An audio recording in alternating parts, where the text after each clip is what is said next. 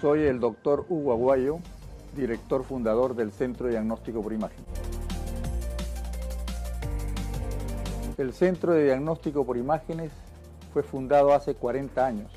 Nos dedicamos exclusivamente al diagnóstico de radiología maxilofacial y dental. Tenemos el personal altamente preparado y las máquinas de última generación. Contamos con 9 sedes, 7 en Lima y 2 en provincias. Lo esperamos en nuestras instalaciones.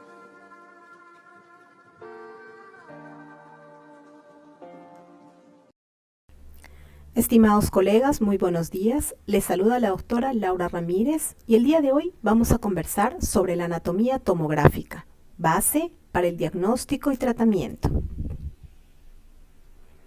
El conocimiento de las estructuras anatómicas del complejo maxilofacial es fundamental en odontología.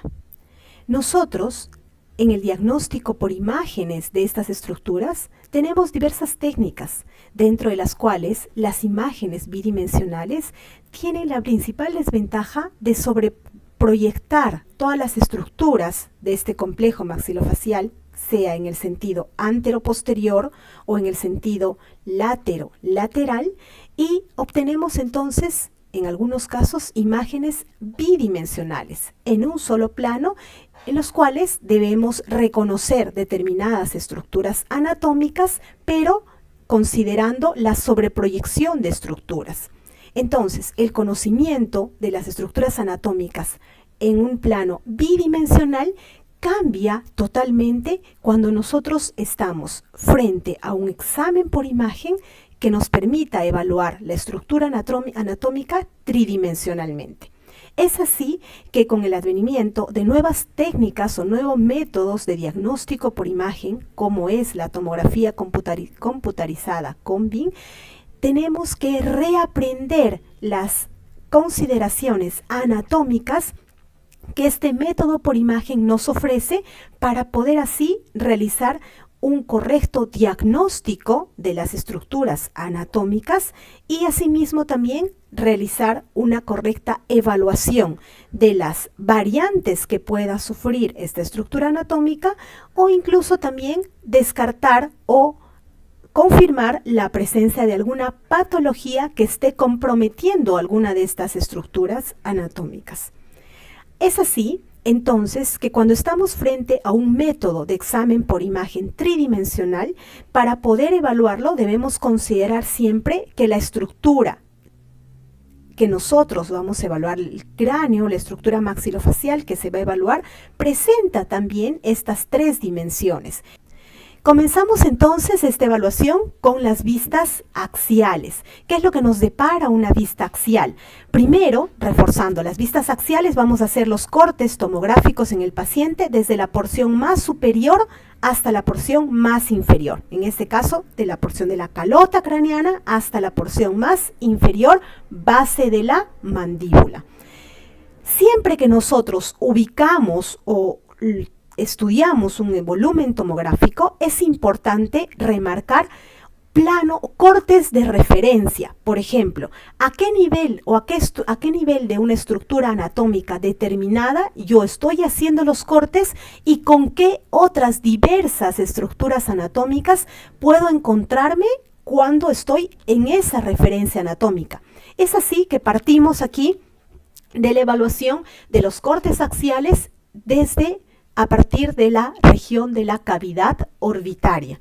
En la región de la cavidad orbitaria, como vemos aquí, vamos a encontrar diversas estructuras anatómicas, como son, primero, comenzamos por la región de estas áreas y cuando hacemos la evaluación debemos también reconocer y entender que en estructuras anatómicas vistas en tomografía vamos a claramente diferenciar áreas de mayor densidad y áreas de menor densidad.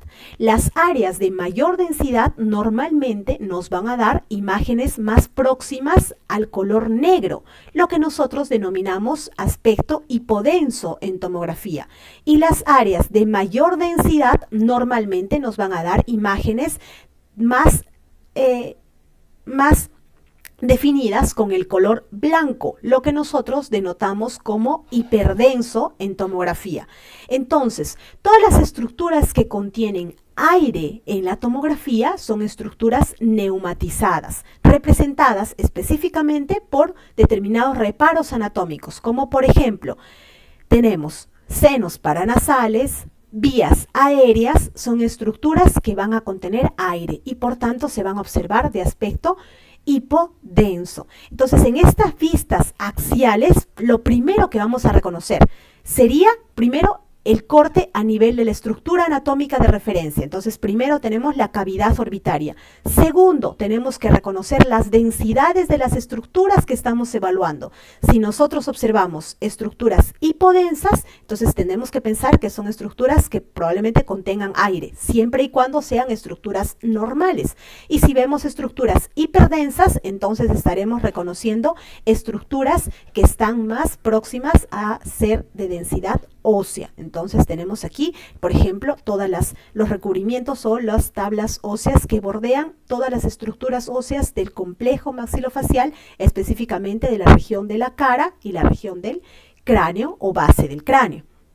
Entonces, en la porción de en la vista axial que representa la cavidad orbitaria, nosotros vamos a encontrar básicamente estas estructuras, imágenes o áreas hipodensas que se encuentran dentro o en el interior de la fosa nasal que representan las celdillas etmoidales anteriores, la porción más anterior de las mismas, medias, es toda una cadena de celdillas etmoidales y las celdillas etmoidales posteriores. En segundo término, o en la región más posterior, aún en esta vista, miren, al centro, aquí estoy en una vista axial, al centro de la cavidad orbitaria, voy a reconocer otra área hipodensa que también representa un seno paranasal, que serían en este caso los senos esfenoidales. Luego tenemos aquí la cavidad orbitaria que representa de por sí las estructuras o está contorneada por el borde óseo de la misma y al finalizar de la cual o a la parte más profunda de la misma encontramos unas estructuras que una solución de continuidad o un puente entre la misma, entre esta cortical, que representa la fisura orbitaria superior. Muchas veces estas fisuras, agujeros o forámenes, nosotros sabemos que dan paso a paquetes vasculonerviosos. Entonces, el conocer o el determinar que existen áreas anatómicas que no tienen continuidad o que pierden esa continuidad, que como vemos aquí en el lado izquierdo, lado derecho, se pierde esa continuidad, se debe, si es un reparo anatómico normal, se va a deber a probablemente la presencia de una fisura o de una hendidura o de un agujero. Entonces, eso es lo que nosotros debemos reconocer, saber que existen determinadas áreas anatómicas que van a presentar esta característica y saber también cuáles son, en qué momento o en qué área específica están localizadas y poder así también diferenciarlas de cualquier otra condición de solución de continuidad que sí represente una condición patológica. ¿Ok? Entonces aquí a este nivel, en la porción más profunda de la cavidad orbitaria, encontramos el borde de la cavidad y la fisura orbitaria superior. Asimismo, en la porción más medial, más próxima a la fosa mandibular, encontramos, y en un plano más profundo de la vista axial, encontramos, ¿qué es lo que encontramos? El canal del nervio óptico. Una vez más, otra estructura anatómica que da paso aquí también a un paquete nervioso.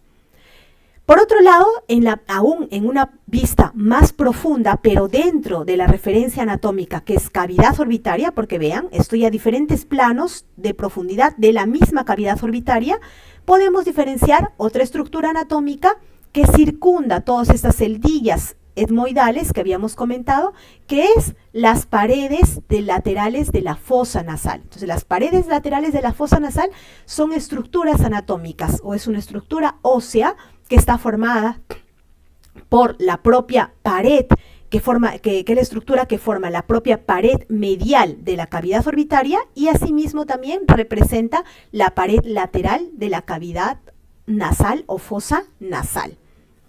Por último, aún en esta vista axial, vamos a reconocer otra estructura anatómica que se encuentra posterior a los senos esfenoidales y que se representa aquí por una estructura hiperdensa, que básicamente representa aquí un puente. Hay un puente de una imagen aquí isodensa, que todo esto representa la masa encefálica, y en la parte posterior vemos nuevamente una condensación o una estructura ósea que representa la apófisis clinoides posterior, que es la pared posterior que recubre o que protege a la glándula hipófisis o pituitaria, la misma que se ubicaría en esta vista. Obviamente, por ser tejido blando no se observa su densidad, no se reconoce en este tipo de tomografía su densidad, la misma que se estaría ubicando aquí en esta porción anterior a la apófisis clinoides posterior. En otro plano, aún en la vista axial más profundo, vamos a observar otra zona de referencia. En este caso vamos a pasar a los senos maxilares. Entonces, una vez que nosotros profundizamos los cortes, es decir, vamos descendiendo, empezamos por la cavidad orbitaria y vamos descendiendo hacia la región de los senos maxilares, o sea, ya vamos dejando para atrás la cavidad orbitaria, encontramos otros reparos anatómicos que van apareciendo en los cortes tomográficos. ¿Qué es lo que vemos? Primero, vamos a reconocer que dentro de esas estructuras anatómicas, vamos a ver, primero vamos a reconocer en la porción más anterior, aquí, si ustedes pueden reconocer o delimitar este tejido blando, representa justamente el área de la nariz, la misma que tiene un soporte óseo formado por el hueso nasal o los huesos propios de la nariz, y en la porción posterior tenemos el hueso ungis o lacrimales, que también forma la pared lateral, la porción anterior de las fosas nasales. Por otro lado, tenemos la región más posterior, que como les decía, representa aquí de color lila, la región de los senos maxilares. ¿Cómo los reconocemos? Por su hipodensidad. Son áreas hipodensas, más próximas al color negro, a una densidad de aspecto negro. Entonces, esas son áreas delimitadas por las paredes. Ahí tenemos las paredes de los senos maxilares, recordando que la pared medial del seno maxilar representa a su vez la pared lateral de las fosas nasales. Por otro lado, tenemos aún en esta región, una vez más, que recordar la presencia de los agujeros, canales, hendiduras, etcétera, como vemos aquí en la porción posterior en esta vista, en esta segunda vista axial, que representa esta área hipodensa formada por el seno esfenoidal y que nos muestra en la porción posterior al mismo, en la pared posterior, la presencia del canal carotidio. Entonces vemos, miren aquí, en un lado lo he representado en un lado, marcado de color amarillo, pero en el otro lado también se observa un canal bastante regular, con corticales bien marcadas, que justamente nos delimita una estructura anatómica. Recordemos que los canales que corresponden a paquetes vasculonerviosos o agujeros generalmente tienen esas formas bien delimitadas, con bordes bien corticalizados, y los mismos que debemos también, una vez más, diferenciarlos de otras estructuras patológicas, otras condiciones patológicas que también pueden tener esta característica de formas bien redondeadas, delimitadas e incluso con bordes corticalizados, ¿ok? Pero para esto, reitero, es importante conocer y recordar que existen reparos anatómicos que son localizados en regiones específicas. Aquí, por ejemplo, nos encontramos en esta vista axial a nivel de la base del cráneo, donde encontramos la estructura anatómica del seno esfenoidal. Ahí está el seno esfenoidal, que lo marco aquí en la primera vista axial, y luego aquí el mismo, ya no lo marqué por ahora, el seno esfenoidal que se encuentra en la base del cráneo, que se encuentra que el seno esfenoidal, que es la estructura paranasal, que se encuentra dentro o en el interior del cuerpo del hueso esfenoides, la principal estructura ósea o el principal hueso que forma la base del cráneo. Por otro lado, también como referencia anatómica se nos presenta otra estructura ósea que forma la región facial del paciente, que sería que justamente forma la región de soporte. Vean aquí, ¿qué estructura anatómica representaría este borde o este contorno? Es una masa de tejido blando, la misma que sería, si está al costado de la nariz, sería la región de las mejillas, ¿no? La región de las mejillas, la misma que tiene un soporte óseo también, delimitado ¿por qué hueso? Por el hueso cigomático. Entonces aquí tenemos los primeros esbozos del hueso cigomático. Y en el siguiente corte axial ya vemos que ese hueso cigomático va profundizando a un corte más profundo, ya va extendiendo un arco que a su vez va a formar lo que futuramente sería, en unión con el hueso temporal, el arco cigomático. Entonces ahí también vamos a tener otra estructura anatómica de referencia de gran importancia y fácil ubicación, ¿ok? ¿Qué más vamos a encontrar? En estos mismos planos, donde estamos a nivel de los senos paranasales, vamos a ver de mejor manera la delimitación, por ejemplo, de la región, otra región anatómica circular, bien definida, bordes corticalizados que representa el canal nasolacrimal, este canal que une justamente la cavidad orbitaria con la cavidad nasal, ¿ok? Entonces aquí es por el canal por el que drenan las lágrimas desde la región de la cavidad orbitaria hacia la nariz. Perfecto, es por eso que muchas veces por este canal nasolacrimal, cuando lloramos, muchas veces sentimos esa sensación de lagrimeo, el lagrimeo en la región nasal, por esta comunicación. Luego tenemos la región, entonces, en esta vista, en la tercera vista axial, en un plano más profundo, delimitamos de mejor manera aquí una línea hiperdensa, que como decía, toda línea hiperdensa representa una estructura ósea o una estructura de mayor densidad que corresponde a una estructura ósea. Y en este caso tenemos que esta estructura ósea básicamente estaría representada por va a formar el tabique nasal. Y el tabique nasal lateralmente presenta estructuras como los meatos nasales, que son estas áreas hipodensas por donde pasa el aire, y los cornetes nasales, que dependiendo de la profundidad en los que nos encontremos, podemos encontrar en esta vista más superior el cornete nasal superior, en esta media el cornete nasal medio y en esta inferior los cornetes nasales inferiores. Recordando que el cornete nasal inferior es una estructura ósea independiente, ya que los cornetes nasales superior y medio se encuentran formando parte del hueso etmoides. Entonces aquí tenemos, en otra vista axial, tenemos otro plano de profundidad en el cual podemos diferenciar lo que les decía hace un momento, que ya el cuerpo del hueso cigomático forma de manera completa la estructura anatómica referencia en este corte axial, que sería el arco cigomático. Entonces vean, en esta aquí todavía no se formó por completo, pero en este lado ya se forma por completo el arco cigomático, el mismo que delimita determinadas otras características anatómicas, como aquí una aparición de un esbozo de la región de la apófisis coronoides de la mandíbula, aquí otro esbozo de la región que corresponde al cóndilo mandibular, toda esta estructura anatómica ósea que forma la parte superior de la articulación, que corresponde al hueso temporal, que justamente forma la articulación con el hueso mandibular.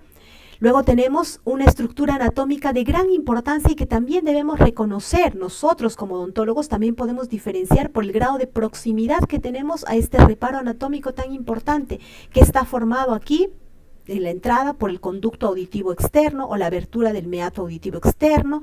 Tenemos todo aquí la porción del un proceso uncinado, tenemos todo el canal auricular. Y en esta vista que no la he marcado, aquí tenemos este canal o esta entrada que forma parte del meato auditivo interno. En esta segunda vista axial a otra profundidad, donde encontramos mayor diferenciación de las paredes, todas las paredes que circundan el seno maxilar, la pared anterior, lateral aquí hacia afuera y medial, la misma que forma la pared medial del seno maxilar, representa también la pared lateral de la fosa nasal. Y aquí ya dejando un poco la parte más inferior al arco cigomático aparece de mejor manera. Lo que inicialmente era un esbozo se va formando más completa la región del cuerpo o la región que corresponde a la apófisis coronoides y al cóndilo mandibular. Y en una vista entonces más inferior o más profunda a nivel de los cortes axiales, encontramos justamente una mejor delimitación del cornete nasal inferior, que vean, es esa estructura que se ve más isodensa porque es una estructura ósea que es más, no tiene una densidad tan gruesa, y por eso tiene aquí un aspecto que, a pesar de ser, de contener, de ser una estructura ósea, no se ve tan radio hiperdensa en su definición tomográfica, en su aspecto tomográfico. Y en la parte posterior a las mismas observamos estas aletas óseas que corresponden a los procesos pterigoides del hueso esfenoides. Y como sabemos, justamente el hueso esfenoides se encontraría justamente a este nivel, en una posición vertical, ¿no? El cuerpo del hueso esfenoides que termina o que presenta en la porción más inferior los procesos pterigoides, presentando aquí la lámina pterigoides lateral y la lámina pterigoides medial. Finalmente, en una porción más posterior también comienza a esbozarse esta estructura ósea que está más próxima a la porción posterior del volumen, que generalmente vamos a encontrar, que representa ya la estructura de las vértebras cervicales, en este caso la primera vértebra cervical, el atlas. Finalmente, ya a nivel de otro reparo anatómico, a otra profundidad, vamos a encontrar los procesos alveolares. Vean, en un plano más inferior ya nos encontramos directamente solo con los procesos alveolares, en los cuales debemos determinar la integridad de los mismos, cómo está la cortical que bordea todo el contorno externo o vestibular o interno, palatino o lingual de todos los procesos alveolares. Entonces, en este caso vamos a buscar esa característica, vamos a diferenciar esos rebordes y ver si es que están íntegros. Asimismo, en la porción, en esta vista a nivel de los procesos dentoalveolares del maxilar superior, encontramos un esbozo de una estructura anatómica importante, que sería el proceso odontoides, que pertenece a la vértebra axis, que justamente también forma una articulación aquí con la vértebra atlas, que es la primera vértebra cervical. Y en las porciones laterales encontramos otras estructuras hipodensas. Una vez más, hipodenso, pensamos en aire, que representa justamente las celdillas etmoidales, las celdillas mastoideas, que son también áreas neumatizadas que forman parte que se encuentran en el interior del proceso mastoides del hueso temporal. Y finalmente, en esta tercera imagen que corresponde a la vista axial, ubicamos que, así como nosotros reconocemos la integridad de las paredes que corresponden a cada uno de los huesos maxilar y mandibular, las paredes de los procesos dentoalveolares, encontramos que en el maxilar inferior vamos a ver una solución de continuidad o una discontinuidad de la pared externa, que básicamente corresponde a la salida del agujero o del foramen mentoniano. Entonces sabemos que se encuentra aquí aproximadamente a nivel de los primeros o entre los primeros y segundos premolares hacia cada lado. Entonces, una vez más, reconocer las estructuras anatómicas permite diferenciar esta discontinuidad, por ejemplo, y descartarla de alguna sospecha de fractura o de alguna otra condición que esté produciendo la falta de continuidad de las estructuras anatómicas que estamos estudiando. Hasta ahí entonces tenemos las vistas axiales. Ahora pasamos a otro plano seccional, que serían los cortes sagitales. En los cortes sagitales vamos a encontrar básicamente reparos anatómicos que permitan diferenciar determinadas características. Y en este caso partimos de la región de la rama mandibular. Entonces comenzamos a hacer los cortes desde la porción más lateral del lado derecho, del lado izquierdo, y nos encontramos primero con la rama mandibular, en la misma que encontramos estas estructuras anatómicas, la que les mencioné hace un momento, el proceso mastoides del hueso temporal, el mismo que está formado en su interior por las celdillas mastoideas, que son áreas neumatizadas que contienen aire y por tanto dan un aspecto hipodenso.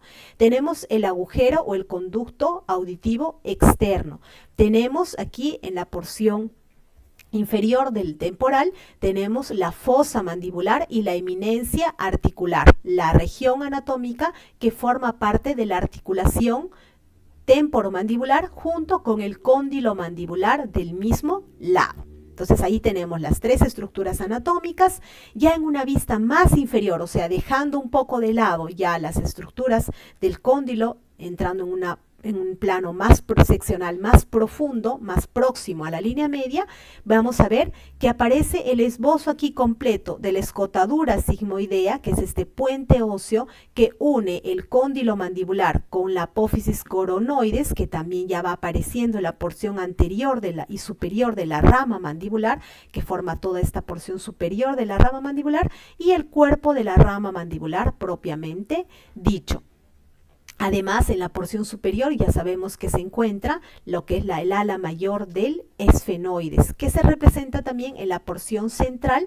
Vamos a observar aquí dos estructuras anatómicas. Primero, las cavidades. Siempre las referencias de densidad ayudan mucho a localizar los reparos anatómicos tomográficos y a diferenciar para que también sea posible una práctica rutinaria de diferenciar aspectos anatómicos de aspectos patológicos. Entonces aquí todas las estructuras anatómicas que nosotros podemos encontrar. Hipodensa representa aquí, sería el seno esfenoides, y en la porción anterior el seno maxilar. Ahí tenemos entonces esas estructuras, y superior o en la porción más superior al seno esfenoides tenemos la apófisis crista galli, que es esta estructura aquí en forma como una cavidad, la misma que está demarcada en la porción anterior por la apófisis clinoides anterior y en la porción posterior por la apófisis clinoides posterior, y la misma además que forma en la porción posterior la región del clivus, que es el área de unión de la porción del cuerpo del hueso esfenoides y la porción del hueso occipital, formando aquí, que en este paciente no se observa claramente, una sutura, que es la sutura esfeno-occipital, que normalmente es una sutura que llega a fusionarse, formando el aspecto que llega a parecer incluso una estructura ósea completa y única. ¿Ok? Pero aquí en realidad tenemos la unión a este nivel, casi a la mitad del clivus, tenemos la unión de dos estructuras óseas, en el esfenoides y el occipital. Y aquí tenemos esta gran discontinuidad en la base, ya terminando prácticamente el clivus, que sería lo que representa el foramen o agujero magno, ¿no? Que es el que da paso a lo que es la médula espinal. Entonces aquí tenemos justamente estas características, y en la porción anterior aquí, esbozando una estructura ósea, tenemos lo que es el proceso frontal del hueso cigomático, que representa justamente parte de la pared lateral. Vean aquí un esbozo ligero de parte de la cavidad orbitaria. Entonces, lo que forma las mejillas, lo que les decía, esa estructura de la mejilla, todos tóquense la mejilla en este momento, esa base ósea que ustedes están sintiendo, representaría justamente este proceso frontal del hueso cigomático, ¿ok? Que posteriormente va a dar continuidad con la región o con la estructura anatómica del arco cigomático. Muy bien. Aquí en la porción inferior ya denotamos casi el cuerpo de la rama mandibular, y en esta región ya lo que corresponde al ángulo mandibular. Y aquí tenemos en esta vista también lo que es la cavidad orbitaria, lo que les decía, el seno maxilar, el esfenoidal, superior al mismo, siempre superior al seno esfenoidal, vamos a ver esa cavidad que corresponde a la silla turca, que es el área que aloja a la glándula hipófisis o pituitaria. Recuerden esa estructura anatómica. Y no es frecuente, pero sí tenemos que, si nosotros tenemos volúmenes tomográficos que incluyan esta región anatómica de toda la base del cráneo, es nuestra responsabilidad evaluar esas estructuras anatómicas, la integridad de las mismas, porque son áreas que si se presentan determinadas patologías, generalmente lesiones tumorales, puede comprometer esta base del cráneo y ya poner determinar, digamos, una patología de mayor complejidad. Por otro lado, aún en las vistas sagitales vamos a encontrar aquí una vista sagital que nos muestra una proximidad con el plano sagital mediano del paciente. En la misma que vamos a encontrar básicamente, vean una vez más, varias diferencias de densidades, áreas hipodensas y áreas hiperdensas circundantes. En este caso vamos a reconocer que esas áreas hipodensas, una vez más, representan todas las estructuras neumatizadas, mostrando las celdillas etmoidales anteriores, medias, posteriores, y siempre en secuencia y en cadena, celdillas etmoidales anteriores, medias y posteriores, y atrás de las mismas, los senos esfenoidales. Superior a la misma, la silla turca. Anterior a la misma, la apófisis clinoides anterior. Posterior a la silla turca, la apófisis clinoides posterior. ¿Descienden en qué? O terminan en la región del clivus o de la porción del clivus, ¿ok? Aquí también tenemos un ligero esbozo del proceso odontoides, que es parte de la vértebra axis, de la segunda vértebra cervical, y toda esta estructura hipodensa que representa, obviamente, la vía aérea, comenzando por la nasofaringe, la orofaringe y la epifaringe más inferior. La misma que además toda esta vía aérea en la porción nasal, que representa toda esa estructura, se divide, ¿no? Se divide o digamos que se trifurca en los meatos, el meato nasal superior, meato nasal medio y meato nasal inferior, entre los cuales encontramos básicamente los cornetes nasales superiores, cornetes nasales medios y cornetes nasales inferiores. Y estas estructuras óseas, que son el hiato semilunar, estas estructuras que separan, digamos, de los meatos, y el proceso uncinado, que forman parte de estas estructuras óseas, o que son estructuras óseas, sí, pero de menor densidad. Entonces, en esta otra vista sagital vamos a reconocer también esas estructuras anatómicas que corresponden a los senos paranasales. Ahí está la región del clivus, la región de silla turca y la región que corresponde al cornete nasal superior, cornete nasal medio y cornete nasal inferior. Estructuras localizadas entre los meatos y que a su vez vean esta trifurcación superior, medio, inferior, y que se abren, estos tres meatos se abren hacia toda la vía aérea. Muy bien, hasta ahí entonces vimos otros cortes y otros reparos anatómicos, los más principales obviamente, de mayor importancia, que nos llevan a entender mejor aquella estructura anatómica tomográfica. Y finalmente vamos a cerrar ahora con los cortes coronales, en los cuales vamos a observar secciones desde la porción más anterior hacia la porción más posterior. En esta porción anterior vamos a encontrar entonces, primero nos encontramos con la cavidad nasal, huesos propios de la nariz. En la misma que vamos a encontrar los huesos nasales, las paredes laterales de la fosa nasal y la región, ya esbozos de los dientes incisivos. En una porción, en una vista más interna, vamos a encontrar un esbozo aquí de una estructura anatómica que corresponde a los senos frontales, que son estructuras anatómicas neumatizadas que se encuentran en el interior del cuerpo del hueso frontal y que generalmente se encuentran entre las dos cavidades orbitarias. Vean aquí las cavidades orbitarias y vean incluso cómo hasta se esboza, para que ustedes se ubiquen correctamente, miren cómo se esboza una región orbitaria y llega a verse hasta el ojo en la vista tomográfica. Tenemos allí los senos, aquí los senos frontales, en la porción más inferior tenemos los senos maxilares, aquí incluso representaría ya las celdillas etmoidales, estas cavidades que están separadas por tabiques. En la porción media vamos a ver toda la fosa nasal, la misma que una vez más está formada, recuerden, por los cornetes, ahí está el cornete nasal inferior, y los meatos, que son estas estructuras anatómicas de color hipodenso.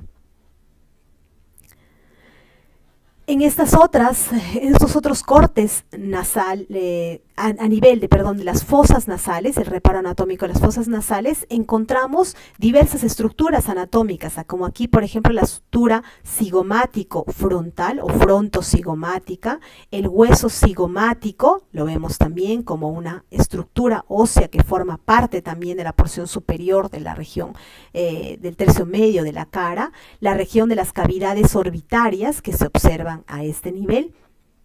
En la porción más superior aquí tenemos la apófisis crista galli, aquí, que representa parte del hueso temporal, etmoides, en la porción de la más superior, el hueso o la apófisis crista galli, la misma que es la continuación de la lámina perpendicular del hueso etmoides, que forma parte justamente del tabique nasal o el septum nasal, está formado justamente por esta lámina perpendicular del hueso etmoides, y en la porción superior encontramos la lámina horizontal, que es la que forma o es conocida como la lámina cribosa del hueso etmoides, por donde pasan todas las ramas del nervio olfatorio.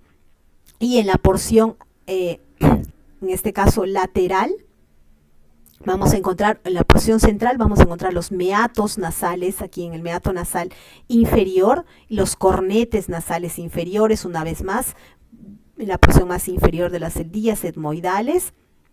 En esta vista vamos a observar los senos maxilares, la apófisis crista galli, la lámina cribosa, el hueso etmoides, y finalmente la lámina papirácea, que es la que forma justamente la pared medial o interna de la cavidad orbitaria y la pared lateral de la fosa nasal.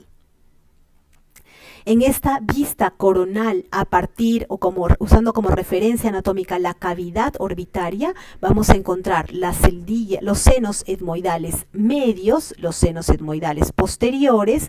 Vamos a ver que los senos maxilares ya se ven con más amplitud, se ven casi completos, siempre por debajo de las cavidades orbitarias, y entre las mismas, entre el piso de la cavidad orbitaria que separa la órbita del seno maxilar, encontramos este agujero que es fácilmente reconocido por su continuidad, por sus límites, forma bien definida, redondeada, bordes bien corticalizados, bien marcados, que delimita el canal infraorbitario para el nervio del mismo nombre. Luego aquí tenemos unos esbozos de lo que sería en una vista coronal del arco cigomático. ¿Recuerdan ese arco? Es en forma de una curvatura que en una vista sagital o transversal obviamente se va a ver solamente una porción de la misma. Y finalmente tenemos lo que corresponde a las ramas mandibulares, las mismas que en su interior, dependiendo del nivel en el que nos encontremos de la rama, van a denotar la presencia de un área menos hiperdensa, más hipodensa, que corresponde al trayecto del nervio dentario inferior, el canal dentario inferior o conducto dentario inferior. Entonces, como consideraciones finales, es importante recordar que el estudio de todos estos planos seccionales van a ser inicialmente realizados de manera individual para posteriormente sumar esta información en un análisis o una consideración tridimensional. Es así que el conocimiento correcto de todas las estructuras anatómicas, inicialmente de forma seccional en cada plano, y luego sumar todas estas informaciones para representar mentalmente una única estructura anatómica tridimensional, es de gran importancia para que el profesional sea capaz de identificar la anatomía normal de sus pacientes y a partir de esto poder identificar cualquier condición de anormalidad o también reconocer alguna patología, y con esto realizar un correcto diagnóstico y una correcta planificación del tratamiento.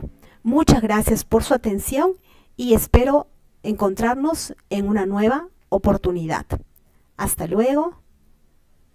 Buen día.